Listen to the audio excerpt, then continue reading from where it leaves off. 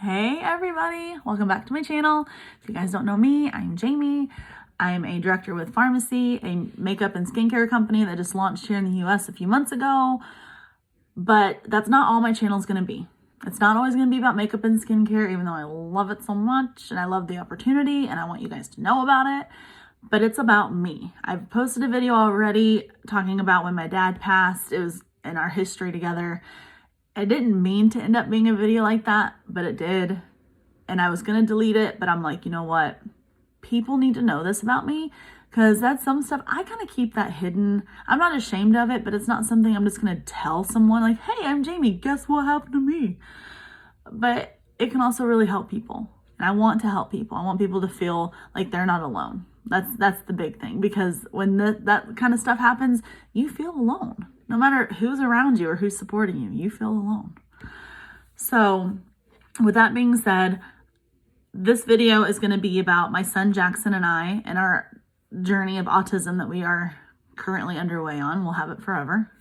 It's just a journey. We're going to keep adding to it. But I had Jackson in February of 2011. And then kind of a traumatic birth. They thought I had a stroke. I had paralysis on half of my face. I think almost 3 days of labor, he wasn't progressing. I was like stuck at a 4. And so they took him out via C-section. That child knows how to come into the world. High maintenance AF, let me tell you.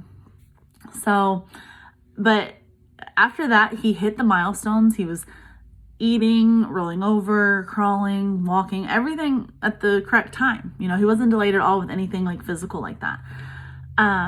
He started walking around Christmas time of that same year, and that's about the same time his dad and I split up. And we have not really we haven't seen him since. That's another story for another day. So he was walking pretty well before he even turned 1. So we go through the motions. We do the 1-year checkup. Everything's fine. My kid's freaking cute. I love him so much. He's not talking a lot, but like with my mom, she said that my brother didn't talk much either. It's like a boy thing. I was like, okay, whatever. So then the 2-year checkup rolls around, and his pediatrician, God bless her now, but in the moment I hated her guts. I wanted to punch her, but now I appreciate her. She was asking, how many words does he say? I was like, none really. She's like, well, how many blocks does he stack up? I go, he doesn't like to play with blocks. He doesn't stack blocks.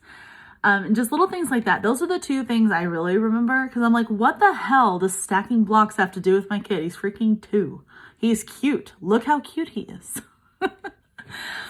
And so she was like, well, I want to get his hearing checked just to make sure, because he wouldn't respond to his name if I said, hey, Jackson. Nothing. So we did that. We got his hearing checked there at the clinic there. But again, he's 2. Inconclusive. So they sent us to Springfield, where they attempted to sedate him enough to get his hearing checked. This boy. No. They tried to sedate him in a room with 5 people in there along with me, and they expect him to fall asleep. Well, that kid's hyped up on energy. Like, oh, look at all these people. Cool. He never went to sleep. So they did the best they could, and they're like, his hearing is fine. Like, there's nothing wrong with his hearing. I said, okay, well, good. Because I was like, what if he doesn't have like full hearing? Is like hearing loss and stuff that stressed me out. So from there we went to speech therapy. Woo! And she worked with him a little bit, just making sure like his tongue was in the right place so we could pronounce words, making sure everything was correct there. And then we also went ahead and got referred to occupational therapy, which at that age is kind of like they're just like playing with stuff and kind of seeing how he like interacts with people. And I think we did that. So he was 2. It was probably, I'd say maybe 4 months in. And the occupational therapist was like, I think we need to do a referral to the Thompson Center and just see what they think. Well, I didn't know what the Thompson Center was. It's a center for autism and neurological disorders, neurodevelopmental disorders, really. And so I was like, okay, like that's fine. And she goes, I can't say autism, but I want them to check him out just to make sure, because from what I see some traits here. I said, shit, okay. So of course, me being me, I'm Googling and I'm looking and I'm watching videos and I'm reading articles and I'm trying to, pinpoint where my son is on this, on all these videos. While we wait 9 months to get evaluated. It took a very long time to get in. And that Thompson Center is great, but I feel like they're so understaffed for the need that they have to meet with this area around us, because Columbia is 2 hours away. That's the closest one we could go to. It's very hard to get stuff in the state of Missouri. We're in a very small town. There's not a lot of resources local anyway, but waiting that long killed me. And by then I already knew he had it. I researched it. I watched old videos of him. I could see it. And I also learned that autism is different in every single person. Jackson is never going to portray autism the same way as another child. Never. They are all completely 100% different. You've seen one and you've learned to know one, you know that one. You can't be friends with this one kid and then expect Jackson to perform the same way. That's just ignorant. So if you've met one person with autism, you have met one person with autism. Keep that in mind, you guys. Some people are like, oh, well, I have an autistic cousin. I'm like, that's great, but you don't know my kid. So you can't sit there and say, I got this, it's fine. You cannot. Just like when I have autistic patients at my work, I know they're not like Jackson. I have a better understanding and I try to see what I need to do to help accommodate them, but I'm not going to be like, oh, well, Jackson's like this, so I'm just going to go ahead and do this. No, guys, don't do that. Please don't do that. Okay. I'm sorry. My neck is so stiff. It's ridiculous. Oh, I need a massage and a Valium or something. So, gosh, we got diagnosed about the middle of January, 2014. I always forget this. I don't know why. So we went in. It was a Thursday morning because they do evals on Thursdays. We met with a speech therapist, an occupational therapist, the pediatric doctor, Dr. Soul. She's still there. She's freaking fabulous. I love her. The nutritionist. We met with so many different specialists that did so many different kind of tests and kind of just, played with them and got a good idea. And then they came in afterwards. It was a few hours worth of testing. And we're just sitting in a room. Jackson's just playing, living his life because he's awesome. And he's almost 3. So they come in and Dr. Soul's like, so he does have autism. I said, okay. Of course, my mom starts crying. I'm trying to try really hard not to cry. But when I knew he had it and I was waiting for them to say it. But when you hear it coming from a specialist, it is a for sure thing that your son's life is never going to be what you thought it was going to be, that he's going to struggle and he's going to have so many issues that you're going to have to help him overcome. It kills you, man. It gets you. I wanted him to grow up and get married and have kids and go to college and be a doctor. And there's nothing saying that he won't do those things, but the amount of effort and work it's going to take for him and I to get him there is going to be 10 times as hard as a typical kid. Everything he does is harder for him than anyone else, except reading. He's a freaking savant with reading. So we get diagnosed. I'm crying. My mom's crying. I'm just losing my shit because they give you a packet of stuff and you need to get with this organization, this board for the handicapped, this company here will help you, this. He's got to go to school. I'm just like, okay. So we get home. We get home. I had the next day off. I made a lot of phone calls, got stuff done. They notified the school, and the school was starting an ECSE program that year. It was already underway, which is early childhood special education. So it is for special needs children from age 3 and pretty much until preschool or kindergarten, depending on their level where they need to be. So I went in with the school. A lot of the staff I already knew because it's a small town. I obviously know a bunch of them. We got his IEP together, which is an individualized education plan, which puts in accommodations, modifications, like things that he needs for the classroom to succeed. It gives a list of goals. It gives like his present level of where he's at with certain things. And him being only 3, it wasn't much. And I was so dumb back then, I didn't know. And I was like, yeah, it looks fine. Like, I don't know. What am I supposed to do? But his caseworker from then on until first grade, I've known for a long time, and I trusted her 100%. And then she left the school. But that's another story for another day. Nothing against her. It was just unfair how she was treated, and I hate that she's gone now. But so we started ECSE a few days after he turned 3 in February, and he did that for the rest of that year and then the next 2 years until he went to kindergarten. So those years were very hard. He was not potty trained until he was in kindergarten. He did not really talk very much until he was well into kindergarten. We had a communication device during his ECSE time to help him communicate, where he could push buttons. It got to the point where I was contemplating learning sign language because I didn't know if he was ever going to talk, because there is a good amount of autistic people that cannot talk. They're nonverbal. And then once he did actually start talking, it wasn't like a full-fledged conversation. So he was still technically nonverbal, to where if something were to happen at school and the adults didn't tell me, I would never know because he couldn't tell me. And that's the scariest thing. When you are trusting these people with your baby, your child, your heart, and something happens and they don't tell you and he can't tell you, like, that's so scary. And I have trust issues anyway, born with them. I'll die with them. But it takes a lot. That's why every year I have to take the first day of school off because I'm so freaking scared. I think this was the first year I actually didn't cry because I know the teacher and he has a one-on-one. So, oh man.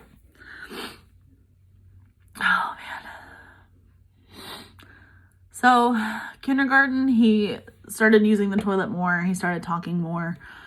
That was a really rough year. He started showing a lot of aggression.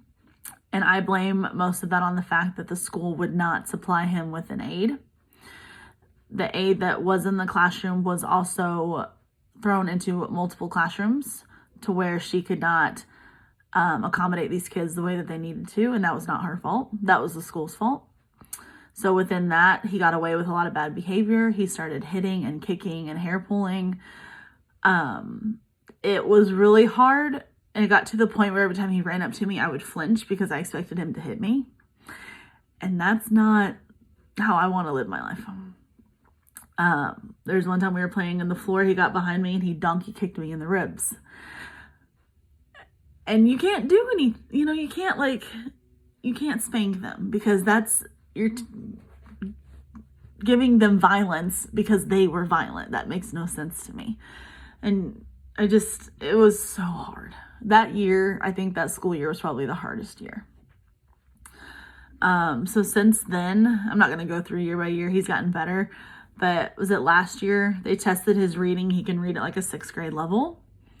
But maturity-wise, he is around 5 because he likes to play with younger kids. He doesn't understand a lot of social cues still. He's working on it. He's doing really good. He's getting to become more social. But it's just a lot of little things like that. He's being taught to tell jokes because his sense of humor is taking people's things or taking people's chairs out from underneath them. So they're trying to teach him actual jokes to help him learn that humor. I don't know. I'm hoping as he gets older, he'll be more verbal. He's pretty verbal now. We can talk back and forth, but it's just, I want him to be able to stand up for himself. Because if there's not an adult around, I'm scared shitless that something's going to happen. I always want a pair of eyes on him because it's scary. And if you guys have a special needs child, you know what I mean. And if you don't have a special needs child, you probably still know what I mean. He's in 3rd grade now, and then they have 4th, 5th, and 6th. So he has 3 more years at the elementary school, and then he'll go to the junior high. The junior high is connected to the high school and they intermingle with classes because there's not enough staff nor classrooms to accommodate. And that is probably when I think I will homeschool, which is why I need my pharmacy business to take off more. Not because I don't think the school can handle it. I think they can handle it fine. But I remember being a senior and going in the junior high hallway to get to geography. And I just don't think that's appropriate. I don't want my special needs son being in a classroom with a full class of seniors who don't understand special needs and who continually say retard. Oh, that should be another video. That really should be. But I want to say it here now. I grew up in a generation where we said, that's gay and that's retarded. Okay? I've said it. I'm guilty of saying it.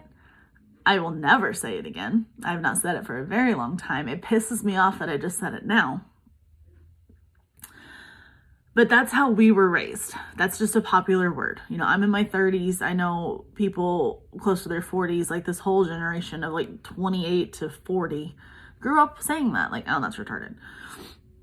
You know, and it took a lot of time for me to break that habit because that's just how I was raised. That's what I learned. That was the culture I was in.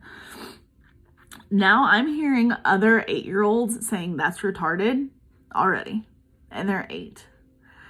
So my plea to you guys who are parents, who have impressionable kids with you, quit saying that god-awful word, okay? Please. It's awful. It hurts so many people's feelings. It is a derogatory word. It's just like if you called someone the N-word, calling someone a retard is the exact same thing. People may disagree. Sorry if you're upset about it, but that is how it is. Okay? These people have challenges that no one else knows. They overcome so many obstacles, and they don't need to be treated that way. So if you have a child who has heard you say it and is starting to say it now, I plead with you to please teach them that that's not acceptable anymore. You know, that's hurtful. That hurts people's feelings. We don't need to say that anymore. Like, I don't know why it's such a popular word. I really don't. It brings nothing but fuel to my hate fire when I hear this word. And I have friends that say it and I love them to death and I know they don't mean it that way, so I try to overlook it. But when I hear like their 13-year-old son saying it over and over and over, I'm like, why is that okay? That is not okay. And okay. So, sorry about that, but now I'm going to brag on Jackson for a minute and then I'm going to be done. I could probably do an hour-long rant over that, but I will not. I will try to be classy. So Jackson's in 3rd grade now. He hit his AR goal for the first quarter. So today they're actually at the park. He got that reward trip. He's learning multiplication, which is so much fun. He's never liked math. He's getting a good grip on it though. I'm quite proud of him. He has a great sense of humor. He gets that from me, obviously. He is a tall boy. He's got that from my side of the family, his dad's side. His dad was very tall. My dad was a giant. So he's going to be a very tall, beautiful boy. Like I said, his maturity level is still, like, he's almost 9. It's probably about 5. He likes to watch Disney Junior, Nick Jr. I'm fine with that because a lot of cartoons now are like super freaking violent. And I'm just like, fine. He likes to watch the credits of like shows and movies. That's like his favorite thing to do. He likes to watch all the words. So he like records them on his iPad. He likes to make his own videos on his iPad. So like his own YouTube pretty much. And he does his own little thing. He's obsessed with cell phones. He thinks everyone's cell phone is his to look at. And I'm like, child, boundaries.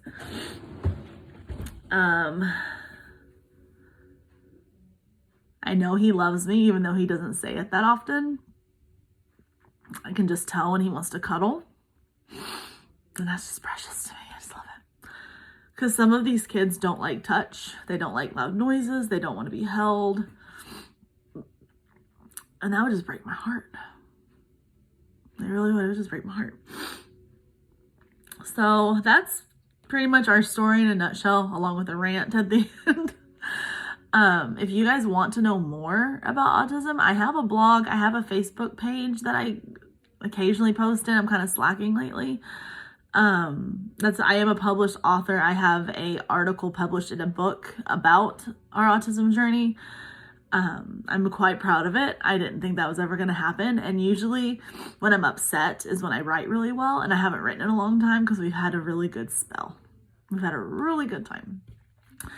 So, and if you guys ever just are curious about autism or want to talk about maybe your child and anything like that, just email me. My email's on here. Email me anytime. I don't mind at all. This is one thing I will talk about until the day I die, because we have to accept these kids the way they are. We have to embrace them. We have to help them. You know, autism is an invisible disability. You cannot look at my kid and say, autistic. He looks 100% typical. Like, if I saw him on the street, I'd be like, oh, man, he's cute. Look at that cute little kid. You'd have no idea. And that's one thing. People see these kids having meltdowns in the store and they think we're shitty parents or the kid's just a brat. You guys don't know. So don't judge those people in the store. I was one of those people that would judge them. Be like, oh my God, get your kid under control. Karma. So just, you know, if you have a friend that's going through a hard time because their son or daughter just got diagnosed, just be there for them. Be like a sounding board. Let them vent to you. Sometimes, me personally, I just want to vent and get it out, and then I feel better. I don't want anyone to fix it. My kid is perfect. God made him this way, and I love him. His personality is the best, and if he was born differently, he would not be this kid, and I don't know if I'd like him as much.